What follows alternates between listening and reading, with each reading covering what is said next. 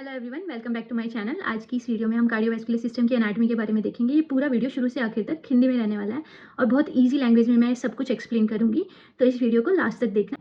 तो आइए शुरू करते हैं एनाटॉमी ऑफ कार्डियोवैस्कुलर सिस्टम के बारे में पढ़ना। तो कार्डियोवैस्कुलर सिस्टम दो वर्ड से बना है, कार्डियो और वैस्कुलर। कार्डियो मतलब हार्ट, वैस्कुलर मतलब वेसल्स। तो इसको हम सर्कुलेटरी सिस्टम भी बोलते हैं, क्योंकि क्यों, ये क्या सर्कुलेट करता है, ये हार्मोन सर्कुलेट करता है, एंटीबॉडी सर्कुलेट करता है, oxygen, carbon dioxide, nutrients, metabolic waste, सब कुछ सर्कुलेट करता है। तो ये जैसे मैंने बताया हार्ट और ब्लड वेसल्स होता है इसमें। हार्ट एक मस्कुलर ऑर्गन है जो कि 4 से 5 लीटर ब्लड हर 1 मिनट में पंप करता है। हार्ट क्या एक मस्कुलर ऑर्गन है जो सिर्फ ऐसे पंप करता है ब्लड को, ताकि सभी ऑर्गन्स में वो अच्छे से पहुंच जाए, वहाँ पे ब्लड का गैसियस एक्सचेंज हो जाए, वापस से मेटाबॉलिक वेस्ट आए और उस मेटाबॉलिक वेस्ट को फिल्टर करके बॉडी एक्सक्रीट कर दे। अगर क्वेश्चन ऐसे पुटअप होता है कि रेंज बताओ, देन 4 to 5 लीटर ठीक है। पर अगर क्वेश्चन पुटअप होता है कि एक ही सिंगल वैल्यू बतानी है, तो 3 लीटर में क्वेश्चन आता है, 4 लीटर, 5 लीटर और 6 लीटर, ऐसे क्वेश्चन आता है। तो you guys will choose 5 litres, create कर दे। तो की फंक्शन कार्डियोवैस्कुलर सिस्टम क्या क्या है? ऑक्सीजन को डिलीवर करना, न्यूट्रिएंट्स को डिलीवर करना सेल्स तक, और जो सेल्स ने जो मेटाबॉलिक वेस्ट जनरेट कर रखा होगा उसको रिमूव कराना। तो दो तरह की वेसल्स होती है जिनको हम आर्टरी और वेन्स कहते हैं। तो आर्टरी क्या करती है, कैरी करती है oxygenated blood away from the heart. तो आप ये दोनों ए मैंने हाईलाइट इसलिए किया है क्योंकि A for artery and A for away. Heart से आर्टरीज ब्लड को दूर लेके जाती है, बॉडी तक लेके जाती है, और ऑक्सीजनेटेड ब्लड को लेके जाती है। वेन्स क्या करती है, वेन लेती है डीऑक्सीजनेटेड ब्लड, जिसमें ऑक्सीजन कम होता है और कार्बन डाइऑक्साइड ज़्यादा होता है, गंदा खून। ये अच्छा खून, ये गंदा खून, हम इस तरीके से इसको रेफर करके चलेंगे।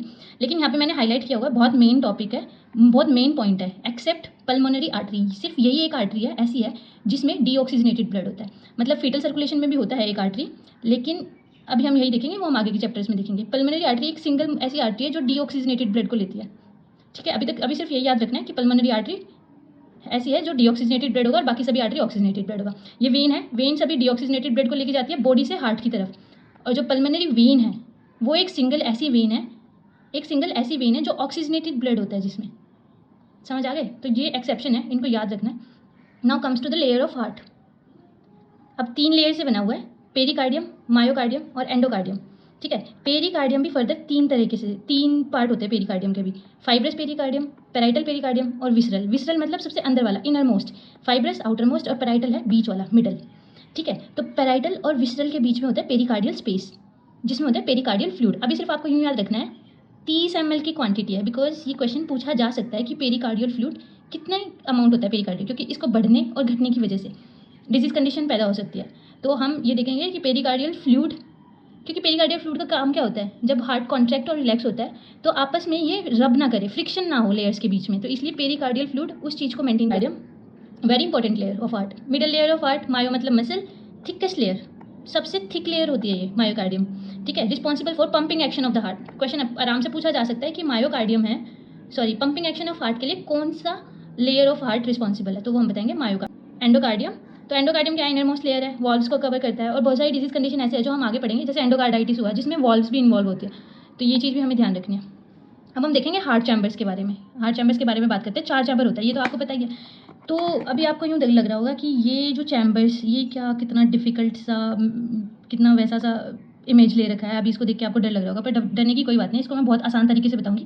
अभी शुरुआत में सिर्फ आपको यूँ जान लेना है कि 4 चैम्बर होते हैं। राइट चैम्बर, 2 राइट चैम्बर होंगे, 2 लेफ्ट चैम्बर होंगे। तो right atrium, right ventricle, left atrium, left ventricle. अभी सिर्फ इतना ही देखना है। अब हम चलते हैं जहाँ मैंने इसको अच्छे से आसान तरीके से एक्सप्लेन किया हुआ है।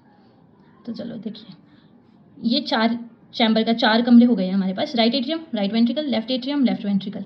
ठीक है, अब इसको हम बहुत आसान तरीके से समझेंगे। क्या है इसमें, आपको सब कुछ समझ आ जाएगा कि कैसे ब्लड फ्लो होता है, कहाँ से वॉल्व्स होती है, कैसे लंग्स, कैसे बॉडी के पास कहाँ से ब्लड जाता है। तो देखिए, ये राइट एट्रियम है। ठीक है, राइट एट्रियम है, ये ऊपर coronary sinus, superior vena cava, inferior vena cava. Right side है, ये जो ब्लू कलर का दिखा रखा है, इसका मतलब ये डीऑक्सीजनेटेड ब्लड है। जहाँ जहाँ ब्लू लाइन है वो सब डीऑक्सीजनेटेड, जहाँ जहाँ रेड लाइन है वो ऑक्सीजनेटेड। ऑक्सीजनेटेड मतलब उसमें ऑक्सीजन है, और डीऑक्सीजनेटेड मतलब कार्बन डाइऑक्साइड है उसमें। ठीक है, तो राइट एट्रियम, ये तो सबको मतलब सब अगर नहीं भी पता तो अभी जान लीजिए, राइट एट्रियम है, उसमें आता है डीऑक्सीजनेटेड ब्लड वेन्स से, superior vena cava, inferior vena cava, sinus, coronary sinus. Coronary sinus एक ऐसा साइनस है, ये जैसे पूरी बॉडी को डिमांड होती है ऑक्सीजन की, तो ऐसे हार्ट को भी तो काम करने के लिए ऑक्सीजन की डिमांड होगी, तो इसलिए कोरोनरी साइनस क्या करता है, हार्ट की ब्लड सप्लाई को देखता है। सुपीरियर वीना कावा, ये मैंने शॉर्ट में लिखा है, सुपीरियर वीना कावा, ये वेन है जो अपर, जैसे हेड हुआ, नेक हुआ, सिर, गर्दन और अपर एक्सट्रीमिटीज़, ऊपर के दोनों हाथों की के वेन के जो ब्लड होता है वो लेके आती है, और इन्फीरियर वेना कावा जो ट्रंक और लोअर एक्सट्रीमिटीज़ का ब्लड लेके आती है हार्ट तक। अब ये है गंदा खून, ठीक है, डीऑक्सीजनेटेड ब्लड।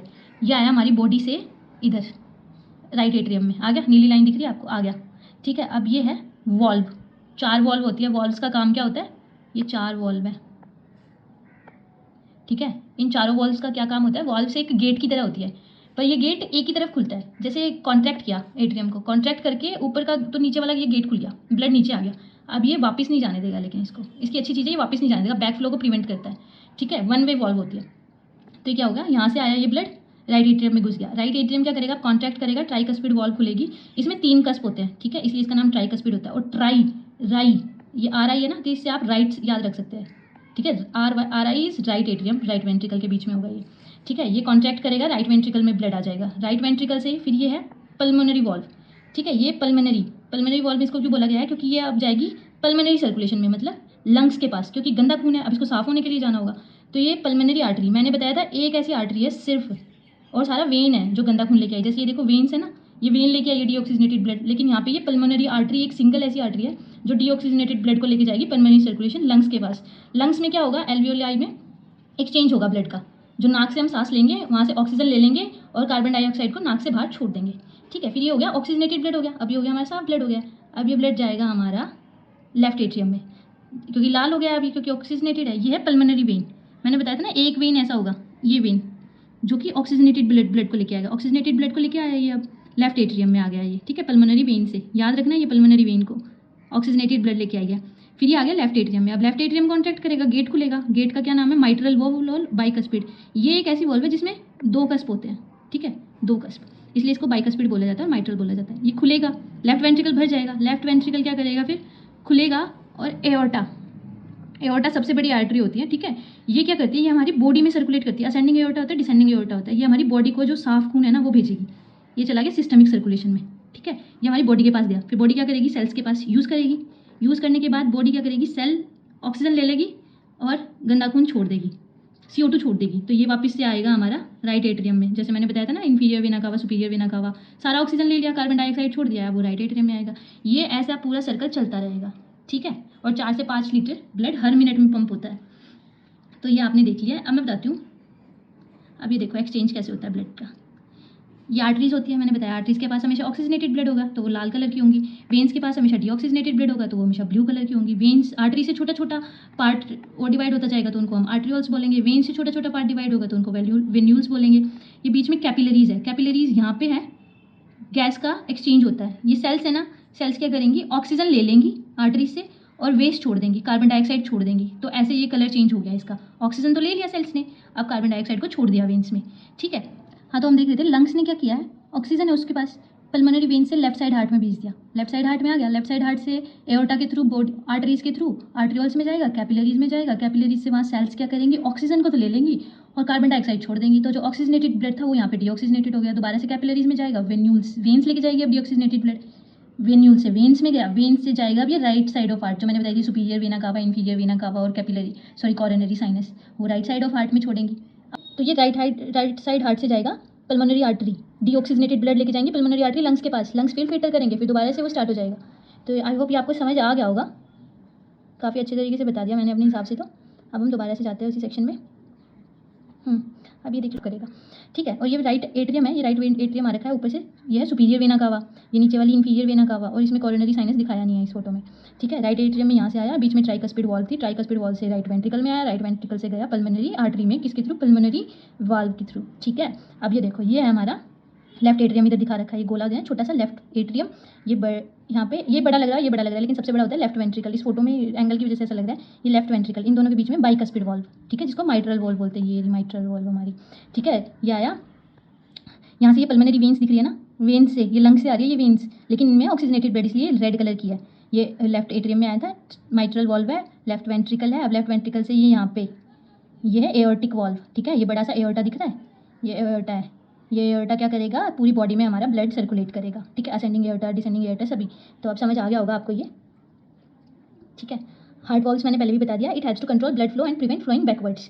ट्राइकस्पिड वॉल्व बता दी, राइट एट्रियम राइट वेंट्रिकल के बीच में। पल्मोनिक वॉल्व बता दी, राइट वेंट्रिकल और पल्मोनरी आर्टरी के बीच में, इसमें भी देख लो, ये पल्मोनरी वॉल्व, ये ट्राइकस्पिड वॉल्व। माइट्रल वॉल्व है लेफ्ट एट्रियम लेफ्ट वेंट्रिकल के बीच में, एओर्टिक वॉल्व है लेफ्ट वेंट्रिकल और एओर्टा के बीच में। ये वही चीज़ मैंने बार बार बताई हुई है जो शुरू में बता दी थी, लेकिन अब अच्छे से समझ आ जाएगा। राइट एट्रियम, गंदा खून आता है इसमें। राइट एट्रियम, राइट साइड पूरा ब्लू कलर का होता है क्योंकि उसमें डीऑक्सीजनेटेड, लेफ्ट साइड पूरा ऑक्सीजनेटेड ब्लड।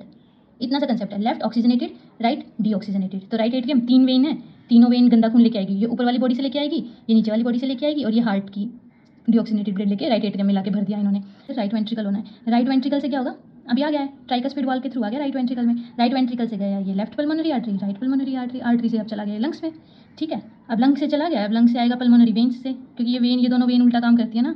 अब पल्मोनरी वेन से आएगा लेफ्ट एट्रियम में, लेफ्ट एट्रियम से फिर माइट्रल वॉल का रास्ता खुल के लेफ्ट वेंट्रिकल में आएगा एओर्टा, एओर्टा से पूरी बॉडी में।